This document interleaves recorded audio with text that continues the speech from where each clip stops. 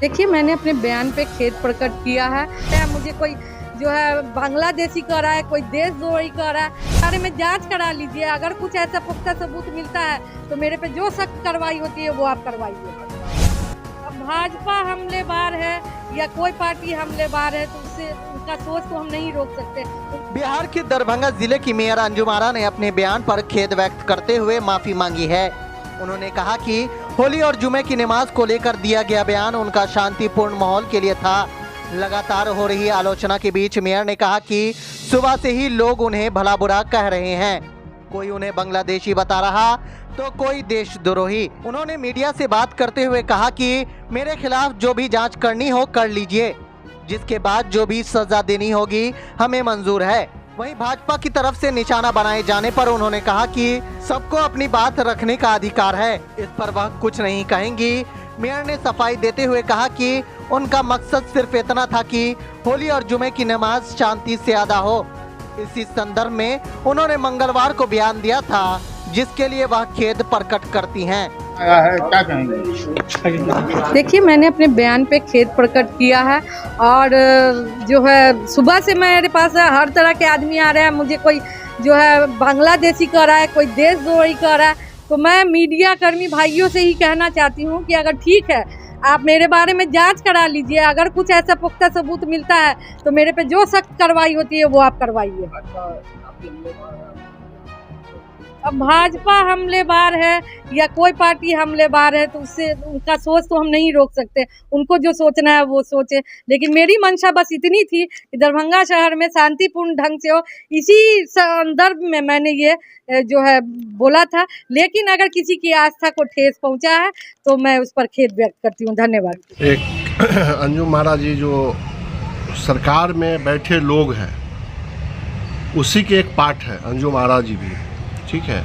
और ये जो सरकार चल रही है वो सिर्फ और सिर्फ हिंदू मुस्लिम ही करना जानती है। एक चीज़ बताइए कि आप इससे पहले हम लोग रमज़ान, होली या छठ या ईद मनाए हैं या नहीं? अगर मनाए हैं तो इससे पहले भी मनाए हैं और कभी विवाद नहीं हुआ है।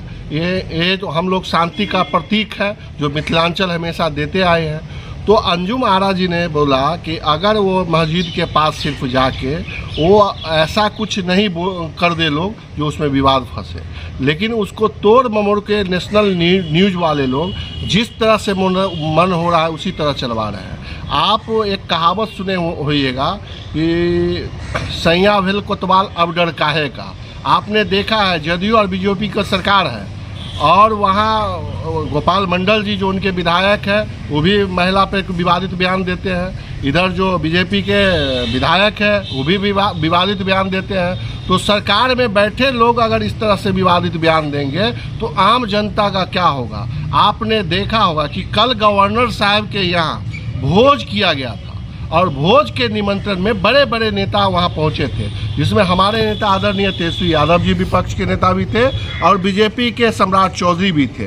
तो वहां कोई प्रकार की कोई दिक्कत नहीं है। और यहाँ ये लोग इस तरह से अपने टीआरपी को बढ़ाने के लिए, नेशनल न्यूज़ टीआरपी को बढ़ाने के लिए सिर्फ इस न्यूज़ को तोड़ ममोड़ के दिखाया जाता है। किसी को यहाँ विधायक बनना है तो किसी को यहाँ मंत्री बनना है, इसके लिए विवादित बयान कर दे। उस पर आम जनता को क्या होगा उससे किसी को मतलब नहीं है। यहाँ सिर्फ और सिर्फ नेतागिरी करना है। तो हम आम आवाम से यह कहना चाहते हैं, पूरे अपने देश के लोगों से, और हाथ जोड़ के विनती करते हैं कि जिस तरह से हमारे पूर्वज रमज़ान भी मनाते आए हैं और होली भी मनाते आए हैं, छठ भी मनाते आए हैं और ईद भी मनाते आए हैं, उसी तरह से आम जनता से निवेदन करेंगे। और ख़ास करके आप मीडिया बंधु से भी निवेदन करना चाहेंगे कि आप वही दिखाइए जो विवादित लोग जो होते हैं और विवादित बयान जो देते हैं उसको जिला अधिकारी से हम मांग करना चाहते हैं कि उस पर कड़ी सख्त सजा कार्रवाई होनी चाहिए। वो